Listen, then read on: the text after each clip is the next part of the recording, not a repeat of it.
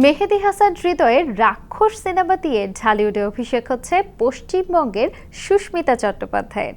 এ মাসের শুরুতেই শোনা গিয়েছিল এমন খবর, জানা গিয়েছিল দেশের বাইরে রাক্ষস সিনেমার দ্বিতীয় লটের শুটিংয়ে যোগ দেবেন তিনি। তবে সবাইকে চমকে দিয়ে গত বুধবার বিএফডিসিতে রাক্ষস সিনেমার আনুষ্ঠানিক ঘোষণার সময় উপস্থিত হলেন নায়িকা। জানালেন রাক্ষসের গল্পই তাকে বাংলাদেশে নিয়ে এসেছে। এই জার্নিটা ভীষণ ভালো, এই জার্নিটা স্বপ্নের মতো আমার কাছে সত্যি। Every film is like a dream. সংবাদ সম্মেলনে রাক্ষস সিনেমায় যুক্ত হবার কারণ জানিয়ে সুস্মিতা চট্টোপাধ্যায় বলেন, নির্মাতা হৃদয়ের কাছ থেকে গল্পটা শুনে মুগ্ধ হয়ে গিয়েছিলাম।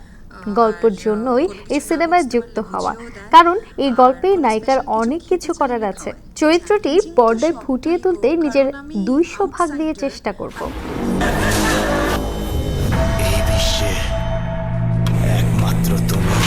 টিজার দেখে বোঝাই যাচ্ছে বরবাদ সিনেমার মতো রাক্ষসেও ভরপুর অ্যাকশন ভায়োলেন্স দেখাবেন নির্মাতা মেহেদী হাসান হৃদয়।